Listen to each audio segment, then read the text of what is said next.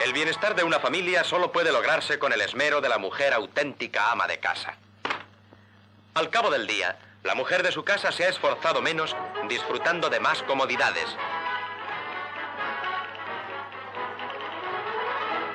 Ha cocinado perfectamente gracias al buen funcionamiento de la bombona de gas butano Disa. También con jabón Disa la vajilla quedó rápidamente fregada. La mujer de su casa se esfuerza menos con Disa.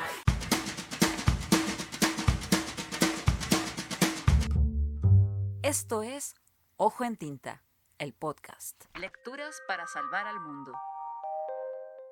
Conduce este capítulo la cantautora Jan.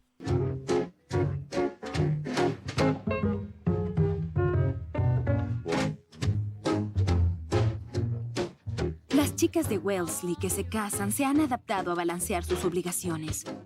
Oímos comentarios como, puedo asar un pollo con una mano y hacer la tarea con la otra. Como nuestras madres que fueron llamadas a la fuerza de trabajo por la Dama Libertad, es nuestro deber, no obligación, reclamar nuestro lugar en el hogar. Los años 50 fueron una década de contrastes. La prosperidad económica y el conformismo enfrentados a una creciente ansiedad social y una rebeldía latente. En Estados Unidos, la posguerra había traído una esperada estabilidad y crecimiento económico, pero colateralmente también trajo consigo el surgimiento de conflictos sociales que aumentaron la presión en diferentes frentes de la sociedad, entre ellos el enfrentamiento racial, la inflación y la identidad femenina. Necesito su ayuda. Tengo que consultarle un terrible problema. Se trata de mi marido. Está siempre irritado y se pasa días enteros sin dirigirme la palabra. Cuando me dice algo, siempre a gritos y con malos modales. ¿Has pensado que tu marido trabaja muchas horas diarias? Mira esto. Y procura que nunca le falte su copita de coñac. Verás cómo no falla. La cultura popular y de sociedad exitosa reforzaba la idea de la felicidad y plenitud de la mujer consumada en un hogar perfecto, lo que alimentó una sombra oscura, silenciosa y opresiva que llevó a muchas a padecer ansiedad y depresión, temas que rara vez se abordaban públicamente. Las mujeres de esos años se vieron enfrentadas a una crisis identitaria, sintiéndose atrapadas en un papel que limitaba su acceso al desarrollo profesional, intelectual y personal. Una de ellas fue nuestra autora invitada a cerrar esta última lectura para salvar al mundo. ¿Ya intuyen de quién se trata? Sylvia, what started you writing poetry? I don't know what started me. I just wrote it from the time I was quite small. La estabilidad se transformó en sinónimo de molde, de encierro. La presión por encajar fue inmensa y asfixiaba a muchas mujeres que se vieron prisioneras dentro de una estructura invisible y rígida, que les aislaba, apagando y extinguiendo sus voces y deseos, cual fanal sobre una vela encendida. Aquí dice que te gustan las leyes. ¿A qué escuela de leyes vas a ir? En realidad no lo he pensado. Planeo casarme cuando me gradúe. ¿Y luego? Y luego, pues estaré casada. Mientras muchas mujeres se ajustaron a las normas, otras empezaron a desafiar los límites con su arte. Aquí es donde Sylvia Plath entra en nuestra lectura. Su voz no solo escribió su historia, sino la de muchas otras, atrapadas en ese molde perfecto, brillante y opresivo. Su poesía no solo reflejaba la belleza, sino también la angustia, el desencanto y el deseo de libertad.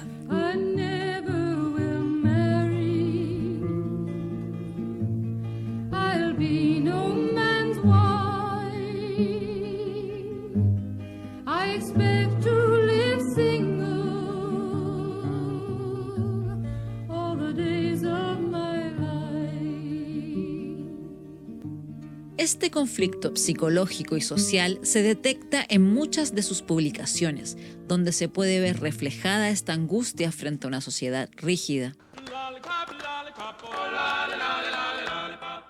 Sylvia nació en Boston en 1932 y desde muy niña escribió poesía. Quienes la conocieron la describen con una personalidad inquieta y con una voluntad férrea por ser brillante. Era inteligente, competitiva, aguda. Perhaps this is an American thing. I've been very excited by what I feel is the new breakthrough that came with, say, Robert Lowell's life studies. This intense breakthrough into very serious, very personal, emotional experience, which I feel has been partly taboo. En 1953 viaja a Nueva York con una beca para trabajar en una revista. Esta experiencia, que inicialmente parecía que fuera el espacio que Sylvia siempre buscó para desarrollarse, terminó transformándose en un colapso. El choque con la realidad fue inmenso.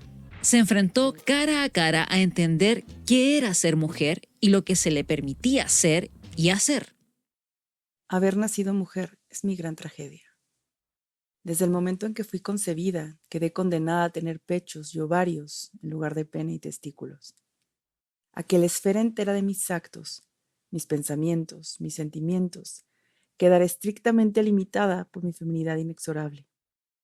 Sí, mi deseo ferviente de alternar con obreros, marineros y soldados, con los parroquianos de los bares, de ser un personaje anónimo de la obra para escuchar y observar, resulta imposible porque soy una chica, una mujer, siempre expuesta al peligro de una agresión. El irreprimible interés que me inspiran los hombres y su vida a menudo se confunde con el deseo de seducirlos o se interpreta como una invitación a la intimidad. Pero por Dios, yo solo quiero hablar con todas las personas que sea posible y profundizar todo lo que sea capaz. Me gustaría poder dormir a cielo abierto, viajar al oeste, pasear libremente por las noches.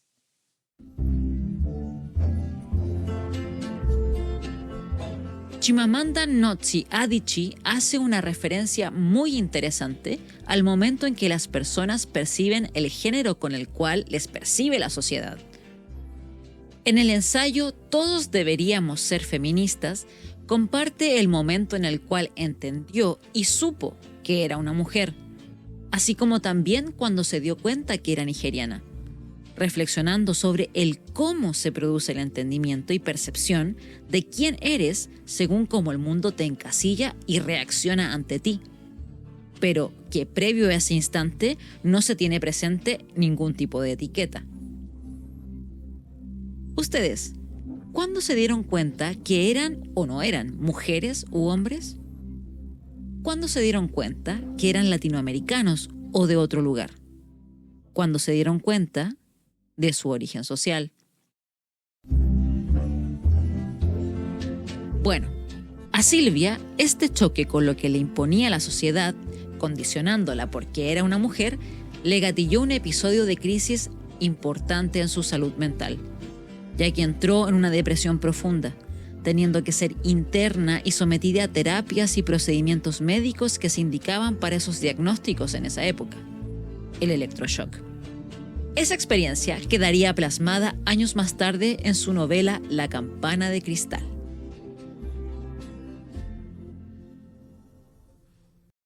Me sentía muy tranquila y muy vacía, como debe de sentirse el ojo de un tornado, que se mueve con ruido sordo en medio del estrépito. En La campana de cristal, escrita en 1963, Plath nos presenta a una joven inteligente y talentosa que, en lugar de sentirse emocionada por su futuro, se siente asfixiada por las expectativas impuestas sobre ella, ya que no puede sostener esas exigencias en la vida pública ni en la privada, ni tampoco la expectativa que el mundo tenía de ella, e incluso la propia. La campana de cristal es una metáfora de la sensación de aislamiento y desesperanza, una estructura invisible pero inquebrantable que la separa del mundo y le impide respirar libremente. Plath habla de un mundo donde la mujer no solo existía para ser observada, sino para sentir, pensar, crear. Por eso La campana de cristal se transformó en un testimonio de su lucha contra un sistema que sofocaba la identidad femenina. Sentí como si dentro de mí hubiera una grieta que se extendía cada vez más. Cada conversación, cada rostro, cada expectativa del mundo adulto parecía abrirla un poco más. Por otra parte, también encontramos muchos elementos de la personalidad de Silvia en una obra menos conocida, pero de un simbolismo poderoso. Mary Ventura y el Noveno Reino, de 1952. Es un relato que escribió en su juventud, pero que fue publicado póstumamente. Es una clara representación de su sensibilidad artística frente a la angustia femenina. El tren avanzaba cada vez más rápido. Mary miró por la ventana y vio que el paisaje se volvía más árido, más oscuro. ¿A dónde vamos?, preguntó. Nadie respondió. En este relato, Plath nos presenta otro tipo de encierro: el viaje hacia un destino impuesto. Mary es enviada en un tren hacia un lugar desconocido, un viaje que simboliza la falta de elección de muchas mujeres en su vida. Pero también introduce la posibilidad de rebelión, de elegir un camino distinto, bajarse del tren. El viaje es largo por el túnel y el clima cambia gradualmente. El dolor no es intenso cuando uno se aclimata al frío. Sylvia Plath no solo escribió sobre la angustia, sino que convirtió la poesía en un refugio. A los 23 años, Sylvia viaja a Inglaterra. Estudia en Cambridge y camina por sus paisajes, descubriendo una naturaleza distinta, húmeda, viva. Allí comienza su poesía más fuerte, la de los árboles desnudos, las casas húmedas, los inviernos largos, la que mezcla muerte y belleza. La nieve cae como si el cielo se desnudara. Todo es blanco, excepto la sangre de las bayas rojas en el seto. Su poesía y su escritura son un testimonio de cómo la literatura puede ser una forma de sanación y refugio. Un concepto que hoy se enmarca dentro de lo que se conoce como Poetry Pharmacy, donde se prescribe poesía como un remedio para pacientes diagnosticados con alguna dolencia psíquica. Este concepto fue creado por Deborah Alma, una autora británica, como una forma de conectar la literatura con la salud emocional, donde los pacientes pueden solicitar una receta de poemas, reconociendo el poder de la literatura para comprender, expresar, canalizar y procesar emociones. Silvia nos dejó versos que, aunque nacidos del dolor, pueden ser bálsamos para quienes buscan comprensión o se encuentran pasando por momentos difíciles o habitando espacios mentales oscuros. Para mí, es más natural estar acostada. Entonces, el cielo y yo conversamos abiertamente, y seré útil cuando al fin me tienda para siempre. Entonces quizás los árboles me toquen por una vez, y las flores, finalmente, tengan tiempo para mí. Este poema, Soy vertical, refleja la lucha entre la existencia impuesta y el deseo de libertad. Esta alienación es muy clara en una sociedad con un sistema patriarcal, donde las mujeres con gran determinación y ambición se encuentran atrapadas en una red de presiones, inseguridades y dudas sobre su propio valor fuera de los roles tradicionales, como por ejemplo lo que llamamos hoy el síndrome del impostor. Sylvia Plath emergió con una voz que desafiaba las expectativas, explorando la lucha interna entre la creatividad y las exigencias impuestas por la sociedad. También su fascinación por la emoción, las sensaciones y todo lo que pudiera estremecer y colapsar los sentidos de un ser humano. Por otra parte, su poesía cargada de imágenes inquietantes y de una profundidad emocional inusual no deja de ser una expresión del desencanto de una generación atrapada entre la tradición y el cambio. Esa es una de las razones por las que nunca quise casarme. Lo último que quería era seguridad infinita y ser el lugar donde se dispara una flecha. Quería el cambio, la emoción y dispararme en todas direcciones, como las flechas de colores de un cohete del 4 de julio. La literatura de Sylvia Plath nos recuerda que la opresión puede ser invisible, pero no invencible. Sus palabras siguen resonando, ofreciendo consuelo y fuerza a quienes rompen su propia campana de cristal. Silvia lo hizo con todo el cuerpo, con toda su desesperación, con toda su rabia y con una lucidez que aún a algunos incomoda. En su epitafio se leen las siguientes líneas. Even amidst fierce flames, the golden lotus can be planted. Incluso en medio de llamas feroces se puede plantar el loto dorado. Silvia Plath, que escribió Contra el silencio, nos sigue hablando. Con este capítulo me despido de esta temporada de Ojo en Tinta, el podcast, Libros para Salvar al Mundo. Gracias a cada una de las personas que nos oyeron, atreviéndose a compartir libros para salvar al mundo y a sumergirse en cada uno de los capítulos, conversaciones, voces y mundos sonoros que les presentamos. Agradezco la voz en las lecturas de este capítulo a Victoria Falcón Blancarte. También a todas las voces que se sentaron a conversar y a leer desde diferentes puntos geográficos de este planeta.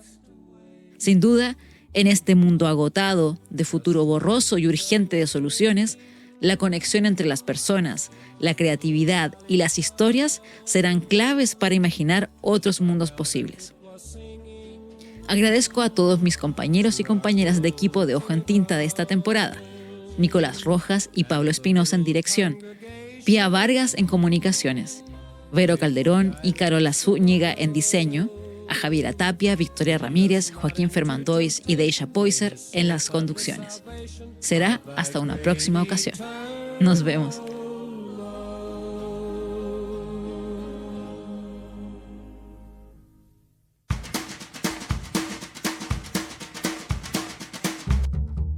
Esto fue Ojo en Tinta, Lecturas para Salvar al Mundo. Un proyecto financiado por el Fondo del Libro y la Lectura del Ministerio de las Culturas, las Artes y el Patrimonio de Chile, convocatoria 2022.